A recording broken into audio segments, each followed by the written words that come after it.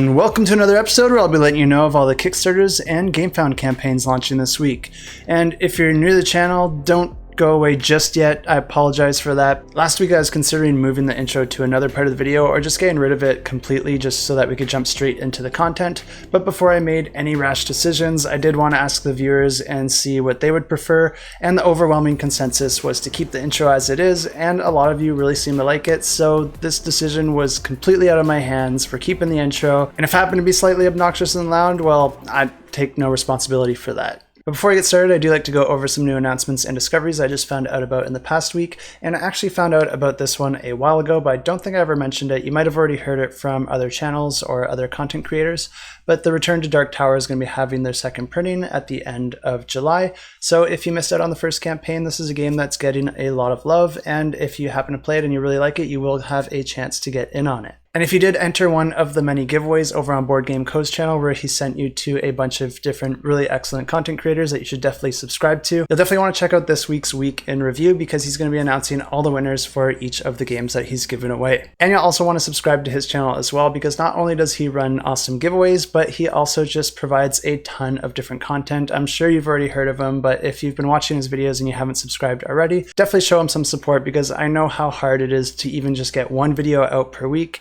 and this guy's getting out multiple videos every single day. He also just offers a lot to the community. Not only does he offer news, reviews, and playthroughs, but he also covers all sorts of different topics from a very level-headed perspective, which I think does a lot of good for the board game industry.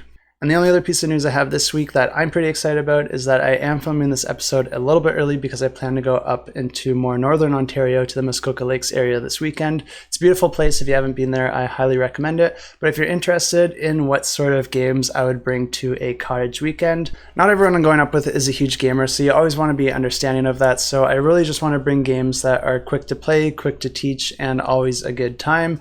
And I have a few games in my collection that fit this bill, and I don't really play them much otherwise except for when I'm going camping or when I'm going to a cottage weekend with people that don't normally play board games. And I kind of classify these games as fun for gamers and fun for non-gamers. And if you haven't played any of these, I definitely recommend checking them out, and they also all work well as drinking games because they all involve bluffing. And the first one is Cockroach Poker, which is a really easy to teach card bluffing game where you're basically just taking a card of a certain suit and you're handing it to another player, and then you're telling them what kind of suit it is, and then they either call your bluff and look at it, and if they're correct, then you have to keep that card in front of you, but if they are incorrect, then they have to put the card face up in front of them. And I think there's 7 of each type of card, so depending on what you have in your hand and what you've seen out on the table already, you kind of get an idea of the likelihood of the card being the card that they say it is. And basically, if you get too many cards of the same type face up in front of you, then you lose the game. I'm also bringing up Skull, which is another bluffing game very similar to Liar's Dice, but it uses coasters. But each player is going to have a hand of coasters, and one of them will have a skull on it. And on your turn, you can either put one of those coasters face down in secret for no one else to see, or instead you can try to make a bet of how many coasters that you think you can flip up without hitting a skull. You're always going to be flipping your own coasters first, so you don't really want to go through with that if you know that you've already put down a skull. But the catch here is that other people can bid even higher if they think that they can flip even more coasters without hitting a skull. So you might make a bid knowing that one of your coasters is a skull just to mislead the other players and hope that someone outbids you. And the next one's a little bit more advanced because not only is it a bluffing game, but it's also a deduction game because each player is going to be playing a different role. And each character wins in a different type of way and is going to be incentivized to try and kill or have other characters survive. But this is essentially a game that completely cannibalized 2 other games that I thought were really great games. The first one being just Bang the card game. This one just plays a lot faster and I think gives you that similar experience. And the second game that this just straight up replaces for me is Werewolf because you don't need an app for this one, you can just jump straight into it. And it has the dice rolling, which I think just adds a little bit more that's out of your control. So you're not completely relying on your ability to bluff the other players through your words and actions.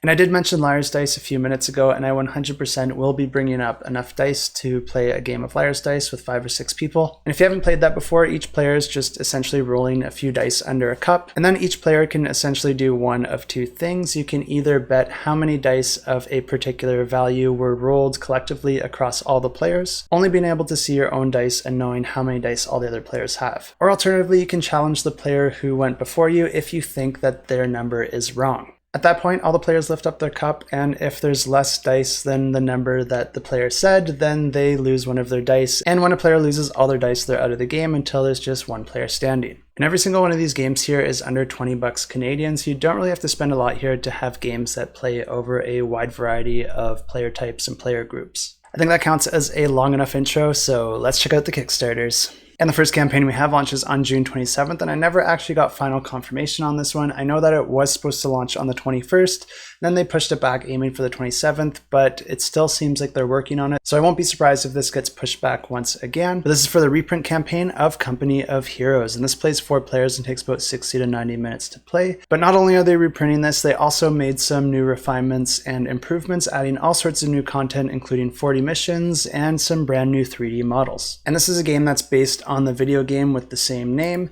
and in this game you can either play as the Americans, the British, the Russians, or the Germans, and this is a scenario-based game. So at the start of each game, players are going to choose which scenario that they want to play, and then each player is going to get 3 large player cards where one's going to be face up and the other 2 will be face down, and you're going to be able to unlock those other 2 as the game goes on. And these cards basically track which types of troops and technology you have access to, so you'll be able to expand that as the game moves forward. The game plays over a series of rounds with each having 3 phases, and the first phase is the maneuver phase, and you're going to be spending different resources in order to move your units out on the board. And the interesting thing here is that you have a little tray that holds your ground troops, and they'll actually be moving together, so you can spend resources into that tray and then move all those units as a single troop. But you can only move each unit up to 3 times if you want to pay the cost. After that, you're going to move into the damage phase, where players are going to be fighting for control of different areas on the board, and you'll be able to attack based on your distance from the other units, as well as if they are in line of sight. And you might need different weapons to hit certain units, but you always can issue a hit. There's no dice rolling involved in attacking,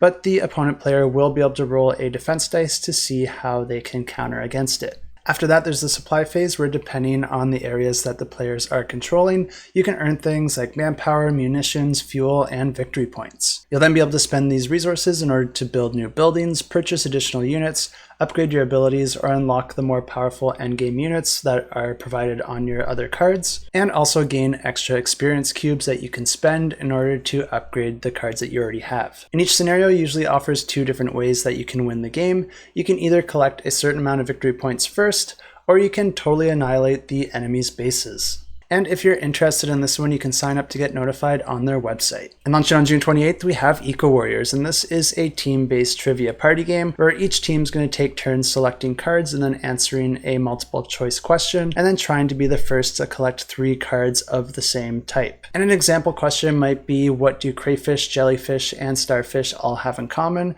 And the possible answers could be they can live in land and sea, they are not really fish, or they each have 5 legs. But there's going to be questions across all sorts of different themes, and once you've answered 3 successfully of the same theme, then you have completed a set, and if you're able to defend that set, then you win the game. And the way that you defend a set is that you're going to be asked a number-based question for each of the 3 cards. And an example question here could be, how long is a narwhal's tusk? And your team doesn't need to be exactly right, you just need to give it your best shot, but then the opposing team will also get a chance to answer the question as well, and then whoever is closest is going to win that question. So you need to answer all 3 of these closer than your opponent team in order to defend all 3 cards and win the game. And if they get just 1 right, then you have to create a new set and then try and defend that new set. And the first team to be able to do this successfully wins the game.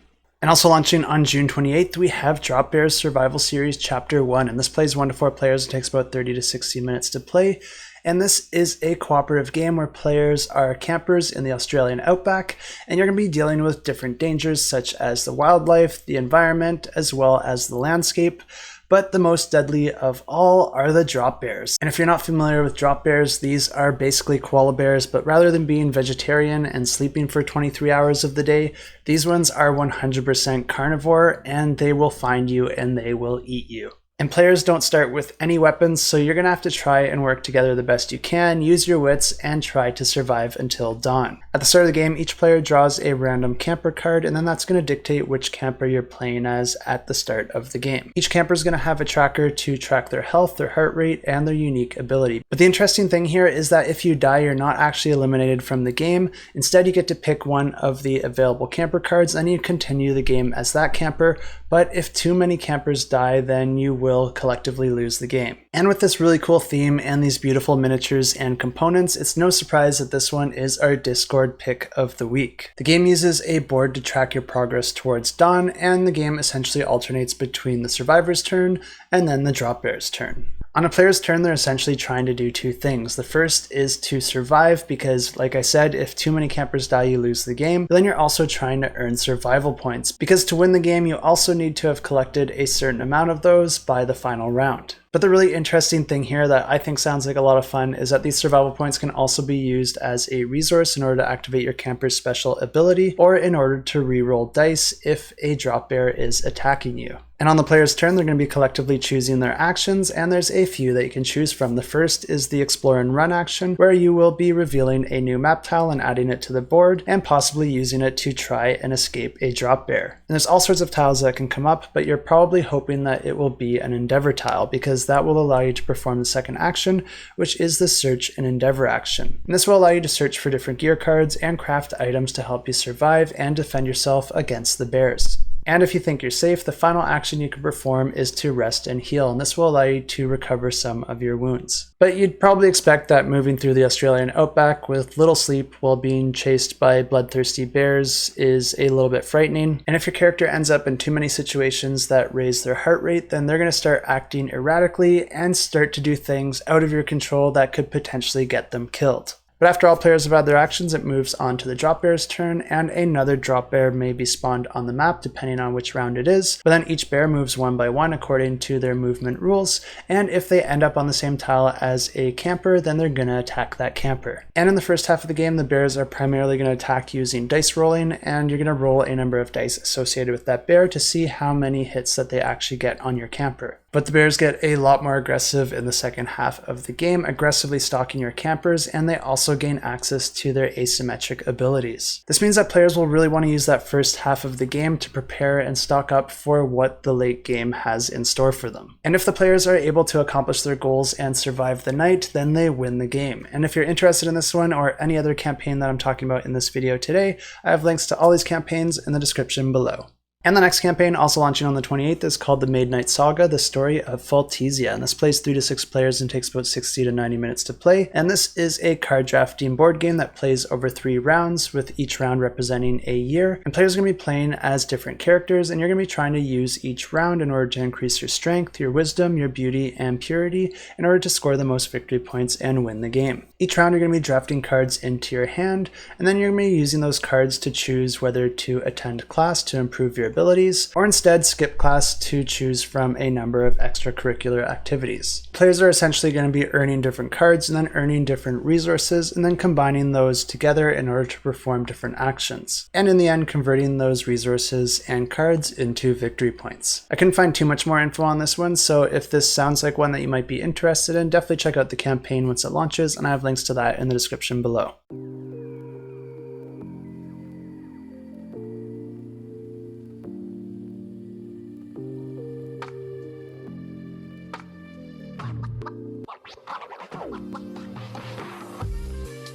Also launching on the 28th, we have Beyond Humanity Astrominers, and this plays 2 to 4 players and takes about 45 to 90 minutes to play. And this is a competitive game where players are going to be managing their astronaut crew as they try to extract minerals from an asteroid belt. Each player in this game gets 7 custom dice with icons representing the 4 different types of workers. So there's miners, automatons, geologists, and inspectors.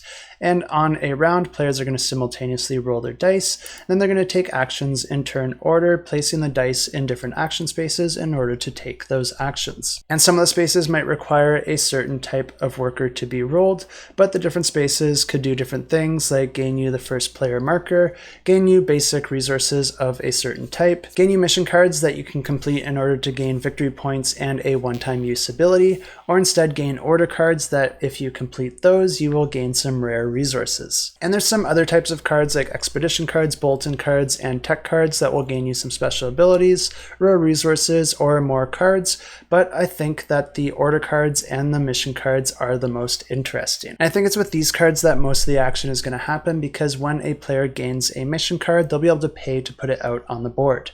And when you do that, you're going to slot the card into this cargo ship miniature that's matching your player color, and then you'll be able to put as many of your dice that you're able to onto that card. But the thing that makes these mission cards so interesting is that they actually become an action space for any other players to use. And the other players will get a bonus for putting dice out on your ship, but then whoever puts the most dice there is going to get an additional bonus, but then you're the one who's going to get the victory points and special ability once that mission is completed. So the other players may or may not help you complete your mission cards depending on how well you're doing or how desperate they are. And then at the final round, players are going to be gaining victory points based on their completed mission cards, their completed order cards, the rare resources that they've collected, as well as from a layer of set collection, because the different missions you'll be completing can be of different types, and if you're able to collect sets of the certain types, those will also grant you some extra victory points. And as always, if you're interested to know more, I have links in the description below. And launching on the 28th, we also have Gunshin, the Three Kingdoms. And this plays 2 to 6 players and takes about 30 minutes to play. And this is a competitive or cooperative area control war game set in China. And this game is going to be offering miniatures for all the different units that you can deploy, but it's also going to be using a 3D map for the game board. And each player is going to be controlling and managing their own cities, armies, heroes, and gold. And they're going to be trying to defeat their enemies and conquer China. On a player's turn, they'll be able to deploy heroes, each with their own special abilities, deploy the different troops of the different types like cavalry, infantry, and archery.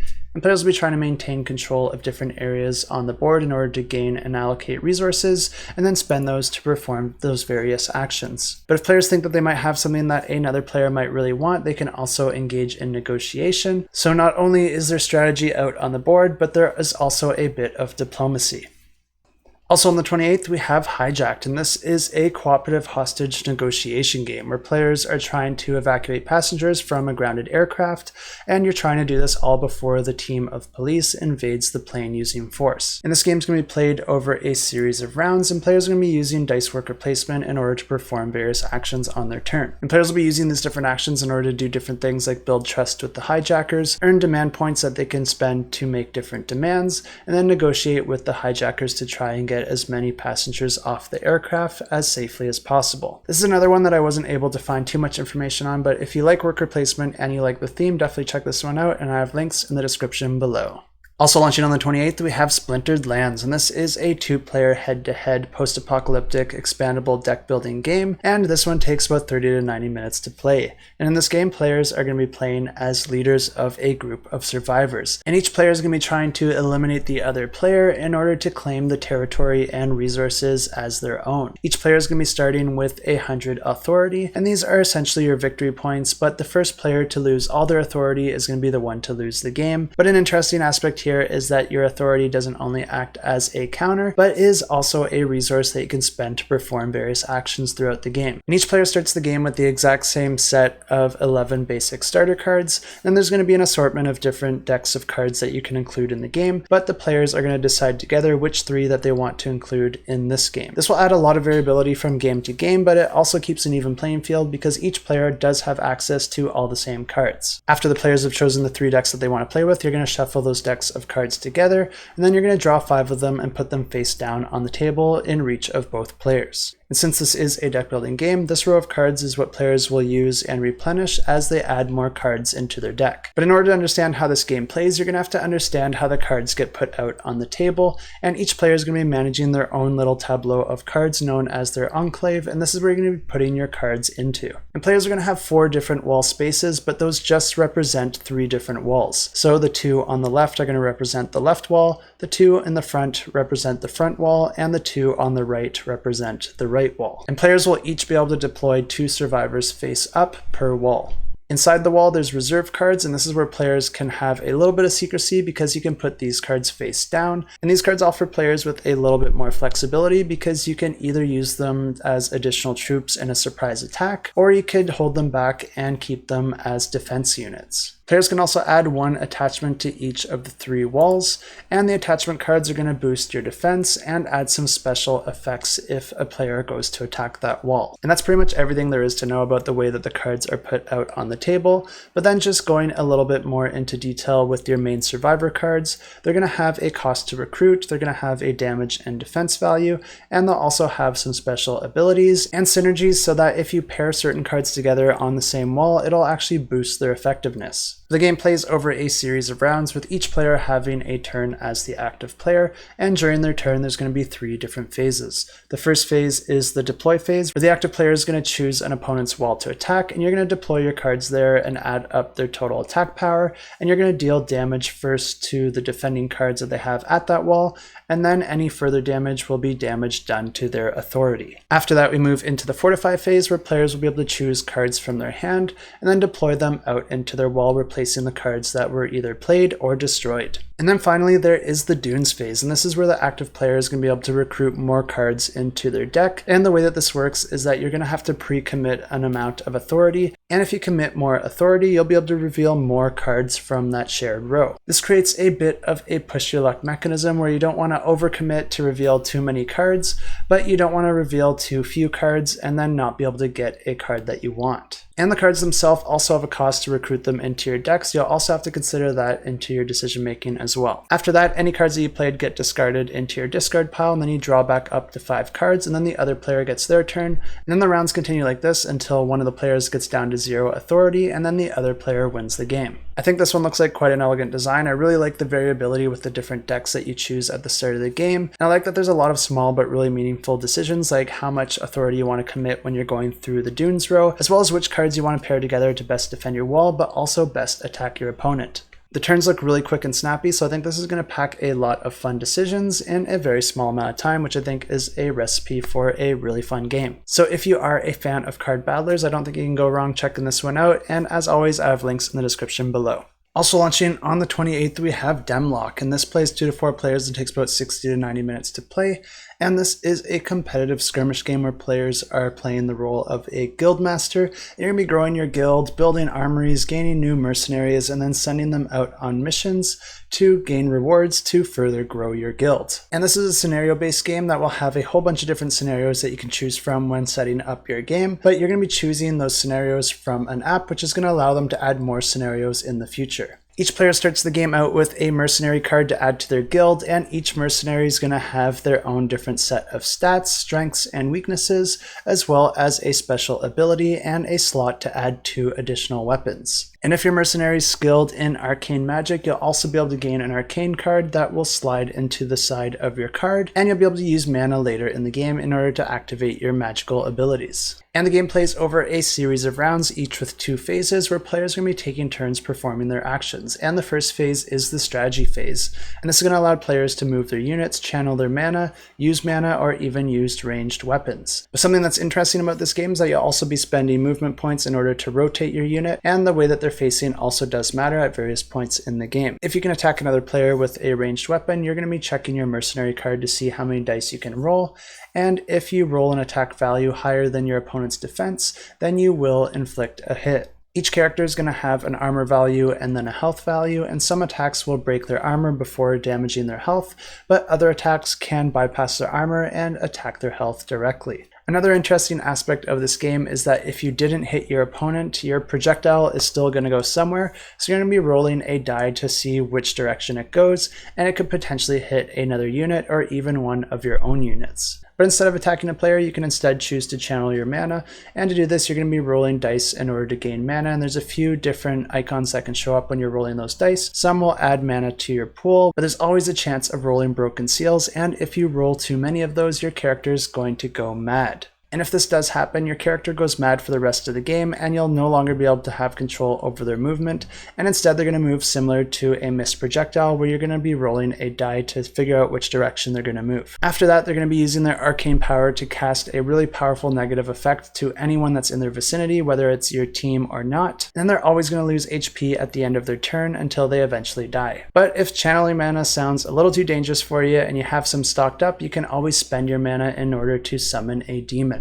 And to do this, you're going to remove the card that you slid into your mercenary card, and it's going to reveal which demon that you are able to control, and then that's going to add another unit onto the map that's going to work similar to your mercenaries. The only catch here is that if your mercenary dies, anything that you summoned will also die with your mercenary. And that's everything for the strategy phase, but then we move into the brawl phase. And this phase is very similar. The only difference here is there's going to be more of a focus on your melee characters. Players will be able to spend whatever movement points they have remaining to move their melee characters, and this is where the orientation of your characters really comes into play, because when you're attacking with hand-to-hand weapons, if you flank your enemy from the side, you're going to gain an additional attack die, or if you're attacking a single unit with multiple units, then you're going to gain an additional die for each of your additional units. And then the rounds are going to continue like this until the end of the game is triggered, depending on the requirements of the individual scenario, and then the player or players that was able to fulfill the win condition of the mission is going to be the one to win the game. And the next campaign we have also launches on June 28th, and this one's called Snapships Tactics. And this plays 1 to 4 players and takes about 30 to 120 minutes to play. And this is a tactical combat game that can be played either competitively, cooperatively, or even as a solo game. And the thing that makes this one really interesting is that you're actually going to be able to use all sorts of modular pieces in order to build your own ship. And if you go all in on this, there's going to be hundreds of different components that you can add onto your ship, but there's also going to be a starter pack that starts you out with 2 ships worth of components. And to build your ship, you're going to be starting out with a chassis card that's going to have a few different stats for your hull, your power, and your size, and it's also going to specify your unique special ability and how many and what type of parts can be added to your ship. And if you don't want to think about that too much, especially for your first game while you're still figuring things out, you can always flip the card over, and that will have a default preset build that will just give you a well-balanced ship that you can use right out of the gate. But another really interesting thing here is that each of the components you add to your ship are each going to have their own associated card, and you're going to gather up all the cards for each of the components that you added to your ship, and you're going to be piecing them together to build a sort of dashboard with each of their abilities stacking and giving you different options in the way that you use and activate your ship. And players are going to be playing over a series of rounds, and at the start of each turn you have to move your ship. And you're going to be using a fancy movement tool to move your ship around on the board, and there's all sorts of ways that you can move in this game. You can move forward, you can rotate, you can do U-turns, and anything in between depending on how you augmented your movement with the different components that you added to your ship. Players will then be allocating the power that they have available for their ship in order to move, evade, and fire their weapons. And the position is really important here because some of the weapons will fire in an arc, so you want to make sure that you're pointing in the right direction so that your opponents are within that arc. There's also going to be different battlefield hazards and terrain that you're going to have to watch out for, but if you play your cards right, you can actually use these to your advantage and use them against your opponents. And depending on the mode of play, if you're able to survive and complete your missions and any other requirements for the specific scenario, then you win the game. Also launching on the 28th, we have the 18 Hex Games collection, and just to avoid any confusion here, this is not 18 games. This is actually 3 different games, but they each have 18 tiles. And each of these games are super easy to teach and learn. I think each one looks like a lot of fun and offers something a little bit different from the last, and for that reason, this one is my own personal pick of the week. And the 3 games that this is offering is Pantheon, Extremadura, and ISO. And Pantheon is a 2-player head-to-head asymmetric strategy game where one player is going to be playing as Greece and the other player is playing as Rome. Each tile in this game is double-sided with Rome on one side and Greece on the other. But there is one special tile in this game, and it's called the coin tile, and the thing that makes this tile different is it's the first tile out on the board. And players are going to be taking turns putting one tile out onto the board, and each tile in this game is going to have a special ability, but the ability never affects itself. It always affects another tile either adjacent to it or out on the board. And this can do different things like move tiles around, flip tiles to the other side, or even put some tiles on top of other tiles. Players will gain victory points for each of their visible tiles at the end of the game, and whichever player has their side face up on the coin tile will also gain 3 points, and then players can also gain victory points equal to the number of tiles that they have in their biggest group of tiles. And after all the tiles are placed, the player with the most victory points wins the game. And the next game, Extremadura, plays quite a bit differently, where each of the tiles is going to be broken up into 6 different sections, and each of the sections can be one of 3 different terrain types. Each of these tiles are also double-sided, but one side is going to have a basic objective and then the other one's going to have an advanced objective. And each of the basic objectives is going to have a certain terrain type as well as a number of sections that need to be joined together in order to complete that objective. The advanced objectives work very similar to this, but instead of the terrain types having to be adjacent to the tile, they can actually be anywhere on the board. And players are going to start with an equal number of tiles, and they're going to be taking turns placing tiles out onto the play area. And if you're able to meet the requirements of one or more basic tiles, you'll be able to take those tiles back into your supply, but then flip them to their advanced objective side. And the game just continues with players putting tiles out into the play area. Gaining advanced tiles doesn't change the game in any way. It just gives you another option of tiles to put out onto the board. You'll just really want to be the ones to gain those advanced tiles, because then that gives you control of when to put them out onto the board, and the advanced tiles are the only objectives that will grant you victory points for the end of the game. After all the tiles are placed, you add up your victory points, and the player with the most points wins the game. And this third one plays quite a bit different than the previous two, and it plays up to 3 players where the previous two just played up to 2 players. But the one similarity that this one does have is that it also does have double-sided tiles, and in this game one side of the tile is going to be a block of a certain color with a certain identifier on it. Then the other side is just going to have some random objectives. The game starts with all the tiles face up showing the block side, and they're all shuffled together into a single draw deck. 3 of these tiles are going to be drawn into a supply, and then 3 of them are going to be drawn and flipped to reveal 3 objectives. And once again, the rules are very simple here. Players are just going to be taking turns choosing a tile from the supply and then replenishing it, and then placing that tile into the main play area. Just like with the other 2 games, you always have to place the tile adjacent to an existing tile, but what you're trying to do here is match up certain tiles together in order to complete the different objectives. And each of the different objectives is going to be asking you to create certain patterns in order to complete that objective. And I know on the surface here that sounds like a very basic way to score victory points, but there is something really clever here that I want to point out, and it's actually so clever it's kind of difficult for me to explain without using some special images, so I'm going to pull up the rulebook and do my best to try and explain exactly how these patterns work. So each of the objectives has some sort of requirement on it, but if you look at these objective cards, they're all 2D, where each of these tiles is actually 3D. And what I mean by that is you want to view these hexes more as cubes, where you can see 3 sides of each cube. So this diagram on the left here beside the objectives represents what the hexes could look like after they are placed out onto the board. And what you have to do is kind of mentally shift your perspective to just be viewing one side of the cubes at a time. So if you're just looking at the left side, you would see the pattern A, and if you're just looking at the B side, you would see the pattern B, and if you're looking from the top, you would see the pattern C. And I'll just give you a second to look at these and connect the dots and make those connections. You got it? Great. And if you're able to complete any of those objectives looking at any one of those 3 perspectives, then you will gain that objective card into your hand, and that's going to grant you victory points at the end of the game. Some of the objectives are more difficult than others, so they are worth more victory points at the end of the game if you are able to complete them, and the player with the most victory points wins the game. So if you're interested in a little collection of travel-sized games that each play very different from each other, but then also have a really simple rule set with quite a lot of depth, I think this is definitely a campaign to check out, and don't forget you can click that notify me button from the link in the description below.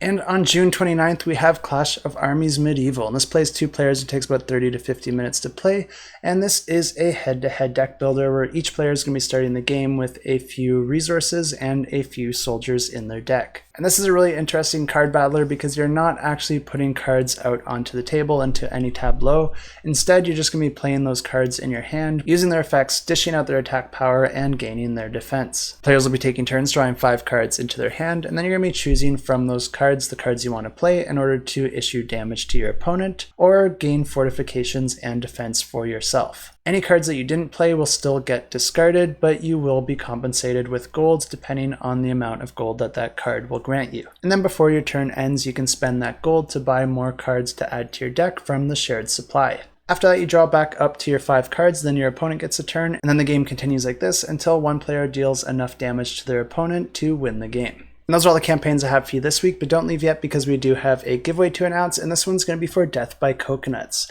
And this is a game where players are all stranded on a deserted island, but one side of the island does offer you paradise, but it's going to be a dangerous journey to get there. Every opportunity of movement in this game comes with 3 possible causes of death, and players are each going to be putting their bet tokens out on one of these cards on the one that they think is the most deadly. And by that, I mean the one that has the most likelihood of actually happening based on real statistics. So one example is you might be faced with falling coconuts, lightning strikes, or extreme selfies. A higher bet is higher risk, but it's also higher reward because it will grant you more movement points. And this giveaway is for a copy of the game, and all you have to do to enter this giveaway is head over to the Discord, which I have linked in the description below, and just go ahead and check out the giveaways channel, click the little emoji underneath the giveaway, and that will get you automatically entered into that giveaway. That's all you have to do. You don't have to like or subscribe or do anything else, but if you do want to help this channel grow, I do appreciate it. And now let's go ahead and draw the winners for last week's giveaways, and we had a couple of really exciting giveaways last week, so I'm super pumped for whoever gets to win these pledges. And the first giveaway we have is for Septima, and to draw a winner here I use this fancy application, and all these extra names down here are bonus entries for my Patreon subscribers. If you like this sort of content and you want to help out the channel, it really helps make all these efforts just a little bit more sustainable for me, so I truly do appreciate it. But enough about that, let's go ahead and draw the comments and draw the winner. And the winner for Septima is Katemi2, and I had asked viewers to let us know who their favorite witch is, and Katami says that they have two favorite witches, Sally Owens from Practical Magic and Winifred Sanderson. I didn't know who that was at first, but yes, this is definitely one of the best witches from one of the best witch movies ever made. Excellent choice. And congratulations on the win. I hope you're super excited. Just email me at adam@shelfclutter.com and we'll get that pledge all sorted out. And the next giveaway was for a pledge for Globetrotting. So we're going to do the exact same thing here. Let's go ahead and draw those comments and draw a winner. And the winner is Miles Tavin, and this is one of our Patreon subscribers. So congratulations, Miles. I'll reach out to you and let you know that you won yourself a pledge for Globetrotting. And those are all the campaigns I have for you this week. Quite a lot considering we only had 3 to cover last week. And for whatever reason, I always seem to get a massive amount of games on the weeks that I'm super busy and have plans on the weekend. But we always figure it out, and I don't need to sleep every night. But I should probably get packing up here. So as always, thanks for watching, and until next time, keep that shelf cluttered and the table full.